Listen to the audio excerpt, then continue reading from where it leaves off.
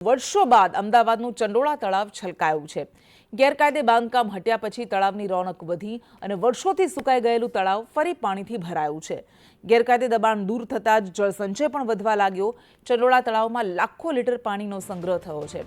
AMC દ્વારા ચંડોળા તળાવની સફાઈ કરવામાં આવી હતી। તો એક સમયે અમદાવાદનું રોનક હતું આ ચંડોળા તળાવ, પરંતુ ત્યારબાદ એની આસપાસ ગેરકાયદે દબાણો કરવામાં આવ્યા અને તળાવને દબાવવાની કોશિશ કરાઈ હતી।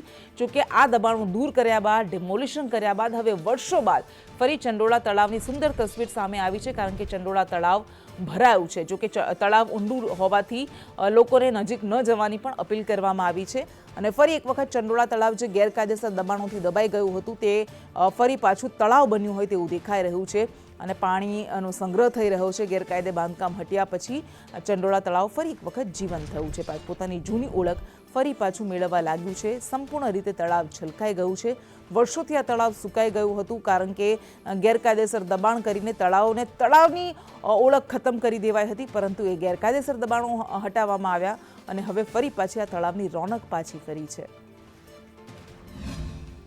મેઘરાજાએ ગુજરાતભરમાં જમાવટ તો બોલાવી છે, સાથે જ હવે ખાલી પડેલા તળાવ છે જે વર્ષો બાદ તેમાં જીવ ઉમેરાયો હોય તેમ કહીએ તો કોઈ નવાઈ નથી। જી હા, અમદાવાદના ચંડોળા તળાવ પાસેનો જે વિસ્તાર કે ચંડોળા તળાવ છેલ્લા અંદાજિત નજર કરીએ તો છેલ્લા 8 વર્ષથી આ તળાવ ખાલી હતું અને આજે 8 વર્ષ બાદ સંપૂર્ણ તળાવ છલોછલ ભરેલું જોવા મળી રહ્યું છે।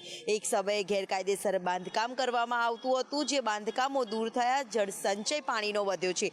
એએમસી અને સ્થાનિક તંત્રએ તળાવની સફાઈ પણ કરી હતી। જો કે સમગ્ર વિસ્તારમાં 4 એકર આજે ફરીથી એક વખત ભૂતકાળ બનેલું ચંડોળા તળાવ આજે ફરીથી ધબધબતું થયેલું નજરે પડી રહ્યું છે। પક્ષીઓની અવરજવર પણ અહીંયા વધી છે, સાથે જ હવે વરસાદની ઋતુમાં આ ચંડોળા તળાવમાં પાણીનો સંગ્રહ છે તે પણ વધી રહ્યો છે। જો કે હવે આ તળાવની સ્વચ્છતા પણ આગામી દિવસમાં આ જ પ્રકારે જળવાઈતી રહે તેવી આશા સૌ કોઈ રાખી રહ્યું છે, પરંતુ ખાલી બનેલું જે તળાવ અને જ્યાં ગેરકાયદેસર બાંધકામનો ખડકલો હતો, જે હવે અમદાવાદમાં વરસેલા વરસાદને લઈને ચારે તરફથી છલોછલ પાણીથી છલકાયેલું નજરે પડી રહ્યું છે।